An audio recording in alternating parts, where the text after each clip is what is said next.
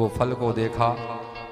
महात्मा जी तो चले गए सत्संग को, ये फल को लेकर के बड़ी टेंशन में है, परेशान है। क्यों? बोली ये जोगड़े का फल है किसी का, मैं जानती नहीं, ये पहचानती नहीं, न जाने कौन था, क्या दिया है। ऐसा ना हो कि मैं इस फल को ग्रहण करूं। और भागवतों में सुना है कि वो सुखदेव जी जैसे लाल ने एक जन्म लिया वेद व्यास जी के यहाँ बटिका देवी के गर्भ से, तो 16 वर्ष तक गर्भ में रहे। ऐसा ना हो, संतों का आशीर्वाद परमानेंट ही हो जाए। और ये भी सुना महाराज कि जब गर्भ माताएं धारण करती तो बड़ा कष्ट होता है। दूसरा कष्ट तो होता है जो होता है, लेकिन आहार का भी बड़ा टेंशन रहता है, परहेज करना पड़ता है। और महाराज अपन तो चढ़े चटकरे, अपने से ये परहेज मरेज होने वाला बिल्कुल भी नहीं है। क्या किया जाए? तो ऐसा कहा गया कि उसी समय पर, अच्छा पड़ोस अच्छा हो वो तो बड़ी बात है, लेकिन बहुत अच्छा पड़ोस किस्मत वालों को मिलता है। अच्छा तो होना चाहिए, लेकिन बहुत अच्छा किसको कहते हैं? जो सदैव दूसरों की आंख में काजल ढोके, उसी को ही बहुत अच्छा पड़ोसी कहते हैं। पड़ोसन आई, अरे बहन बड़ी परेशान दिख रही, क्या बात है? अरे बस तेरा ही इंतजार। अच्छा जैसों को तैसा ही मिलता है साहब। बुरा देखन में चला और बुरा ना मिलिया कोई, लेकिन बुरों को बुरो मिल जाते हैं, चीलम वालों को चीलम वाले मिल जाते हैं। सारी दुनिया अपनी अपनी दुकान इकट्ठी कहीं ना कहीं कर ही लेती है। आजा बहन बस तेरा ही इंतजार था। क्या है? बोले वो हमारे स्वामी वन को गए थे, तो जंगल में कोई महात्मा मिल गए, ये फल दे दिया, बोले इसको ग्रहण कर लो और 9 महीने के बाद तुम्हारे यहाँ पुत्र हो जाएगा, बेटा हो जाएगा। पर मैं नहीं मानती, और तुझे तो पता है मैं बहुत डरती हूँ ये दलदल से। तुझे देखती हूँ तेरे यहाँ 4 बच्चे, तू कैसा समय निकालती, ये सब मेरे से होने वाला नहीं। बोले बहन तू मुझे अपना बहन मानती है ना? बोले हाँ। तो फिर देख एक काम कर, तू ये सब काम छोड़ दे। क्या करूं? बोले एक काम कर, भगवान की कृपा से मेरे यहाँ 4 पुत्र तो पहले हैं, 5वां जन्म लेने वाला है, तो तू ये फल वाले के चक्कर में मत पड़। एक काम कर, ये फल को अगर अजमाना है तो तेरे यहाँ एक गौ माता है, वो भी तो बछड़ा नहीं देती है, उसको खिला दे, और मेरा जो बेटा रहेगा उसे तू अपना लेना। जहां दांत है वहां चना नहीं, जहां चना है वहां दांत नहीं। वो पड़ोसन बहन के संतान तो 4 है, लेकिन संपत्ति नहीं, और यह संपत्ति बहुत सारी भरी है, लेकिन संतान नहीं। तो संसार में धन तो आप इकट्ठे कर लोगे, लेकिन भगवान से प्रार्थना करो कि संतति हो, संपत्ति की जरूरत नहीं। अगर संतति होगी तो संपत्ति तो आपके यहाँ यूं ही चौकीदारी करेगी। बोल गोपाल कृष्ण भगवान। आज हम इस परिवार से मिले तो हमने देखा कि हमारी यजमान जो माँ बेटी, इनकी भी माँ यहाँ आई हुई है साहब, है। और आज सबसे परिचय कराया इनके परिवार में, ये हमारी देरानी है, ये हमारी जिठानी है। तो संसार में सबसे बड़ा सुख किसका है? ये आज 3 भाई हैं यहाँ पर, इनके बच्चे हैं, कितना आनंद। जीवन में सबसे बड़ा धन तो ये होता है भाई, जिसके यहाँ संपत्ति और संतान नहीं तो वो धन किस काम का।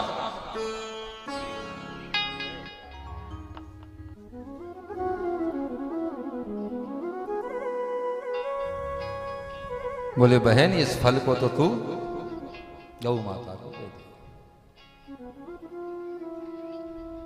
और जैसे ही इन विचारों में डूबे, वो फल गौ माता को दिया, और वो बहन भरोसे पर रही। 1 महीना हो गया था, 8वें महीने पूरे हुए। 6ठे महीना में आत्मदेव जी घर आए, वो फल दे करके गए। उसके बाद 6ठे महीने आए, आकर के पत्नी से मिले। बोले देवी 6ठे महीने तो हमने तो ऐसा कुछ सुना है, कुछ आभाएं दिखने लग जाती है, तो कोई बात ही नहीं। बोले तुम पागल हो, तुम क्या जानो? बोले क्यों? बोले ये संतान संसार की नहीं है, ये संत का आशीर्वाद है ना, तो दिखेगा थोड़ी महाराज, आप तो अगले महीने आ जाना। बोल गोपाल कृष्ण। उनको मालूम है कि हमारा बेटा तो कहीं और पल रहा है। 8वां महीना पूर्ण हुआ, 9 मास की बेला लगते पड़ोसन बहन भी वादे की पक्की रही, जैसा पुत्र को जन्म दिया और सौंप दिया। वाह बहन, पड़ोसन हो तो तेरे जैसे। ऐसा कोई ऐसी पड़ोसन किसी को मिली कि अपना बेटा किसी को दे दे? उसने अपने बेटे को सौंप दिया, कहा बहनी तू इसे अपना ही मानना। उसको पता था कि ये 4 के खाने के लाले पड़ रहे हैं, एक का तो जीवन सुधर जाएगा।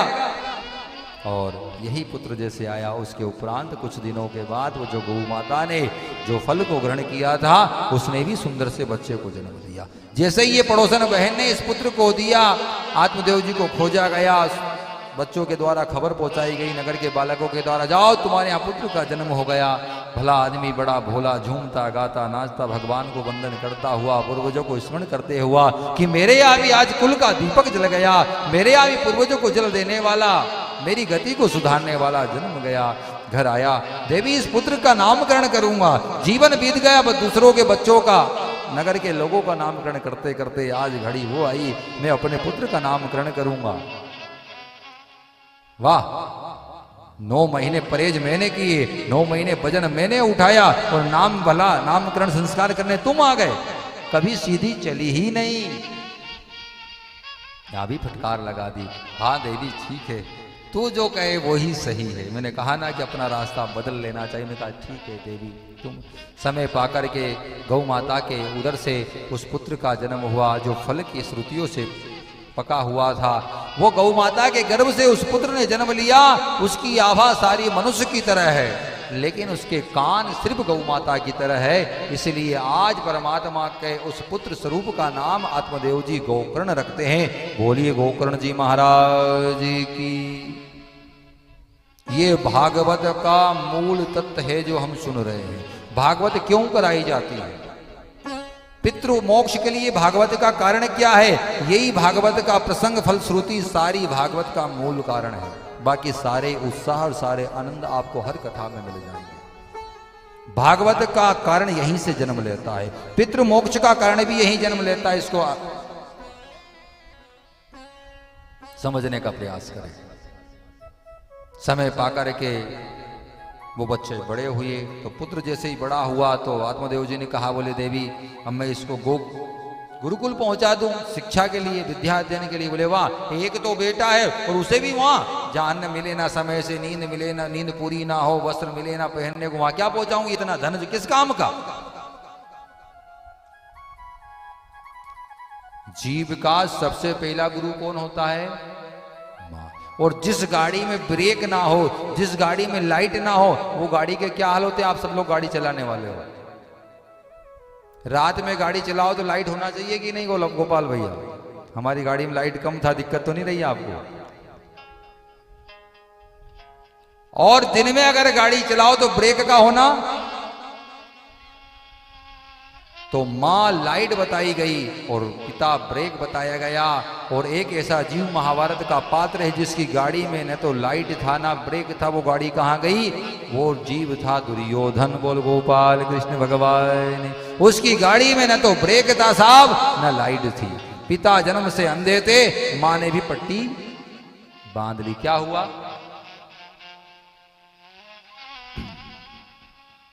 ये पुत्र जैसा बड़ा हुआ, 1 रुपया मांगे भैया 5 रुपया देने लग गई, 5 रुपया मांगे भैया 10 रुपया देने लग गई।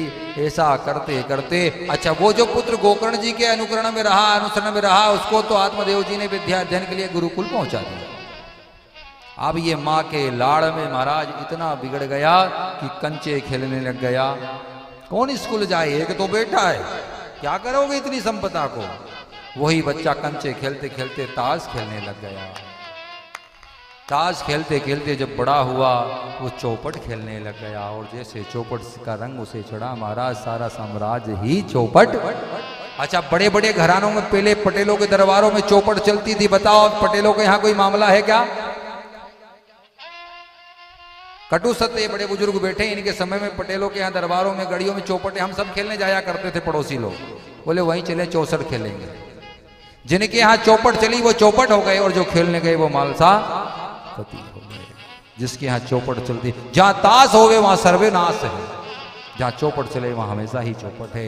इन दुर्गुणों से बचे, कपट के खेल से बचे। गोकर्ण तो विद्वता की श्रेणी को पार कर गया और ये मूर्खता के भंडार को भरपूर हो गया।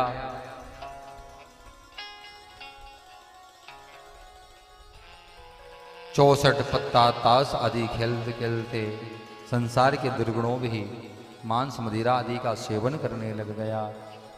और इसके विकृतियां बिगड़ गई।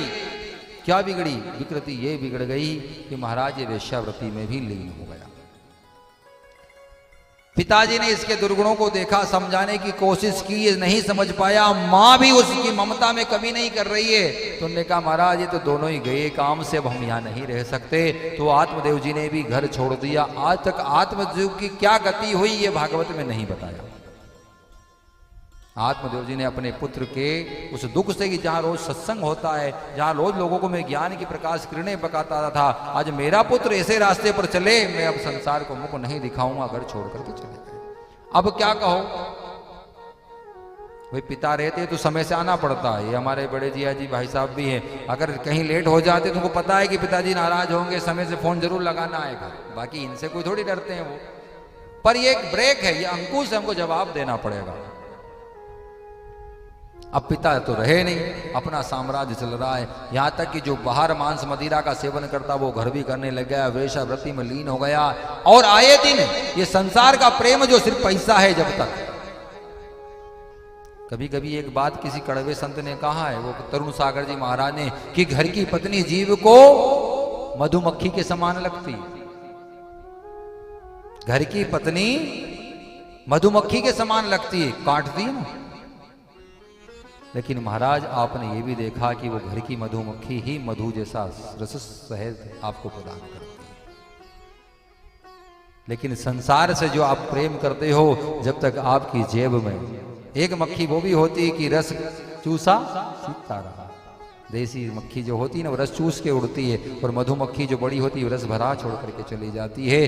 तो गृहिणी को मधुमक्खी बड़ी बताई गई, जो पूरे संकटों को सहन करके भी वो उस घर को नहीं छोड़ती है।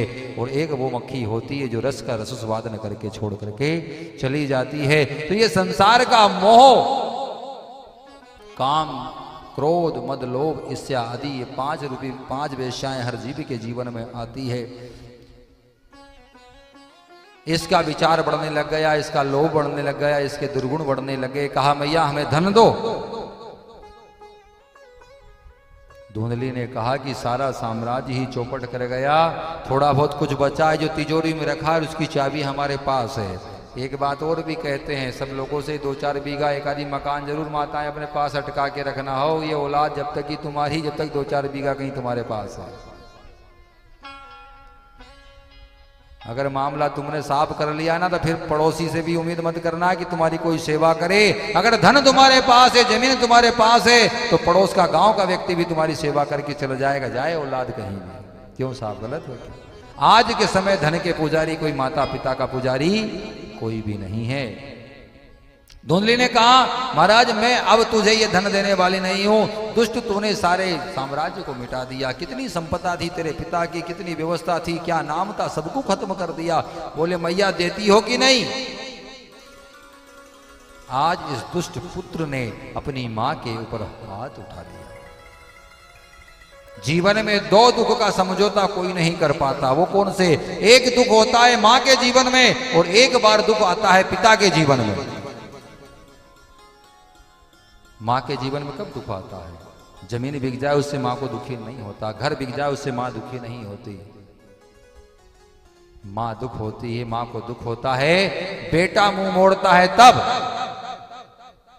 9 महीने क्या इसीलिए तुझे गर्भ में रखा, खुद गीले में सोती और सूखे में लाल सुलाती है। अरे भाई तेरे लिए मैंने एक एक रात 6-6 महीने के बराबर काटी, और वही पुत्र आज मेरी आज्ञा की अवज्ञा कर रहा है। उस दिन मां के जीवन में दुख आता है। कब? मां के जीवन में दुख आता है बेटा मुख मोड़ता है तब, और पिता के जीवन में दुख आता है बेटी घर छोड़ती है तब। बोल गोपाल कृष्ण भगवान की। जब बेटी की विदाई होती है मां को दुख नहीं होता, उसको पता है मैं भी इसी तरह से ब्याह करके आई, कुछ दिन के आंसू है, फिर मैं भी संसार में लग गई, सबको भूल गई, कोई याद नहीं आता। लेकिन उस पिता से पूछो, वो कहीं खंबा का सहारा, कोई दीवार का सहारा लिए रोता रहता, उसकी आंखों में तो बहाने को आंसू भी नहीं है उस बेटी की विदाई के समय।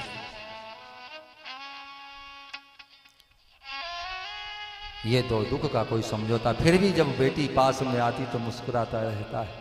उसको पता है कि मैं जैसा ही आता जूते नहीं खोलता, उसके पहले मेरी बेटी जल का पात्र लेकर के आ जाती है। और जिनको धन संपदा देते हैं ना महाराज, ये एक जल का लोटा भी आपको देने वाले नहीं है। अंतिम समय में आपका क्रियाक्रम कर दे वही बड़ी बात है। वो भी धन के लिए। और हम सब लोग संसार में मांगते हैं बेटे, किसी ने बेटी मांगी है?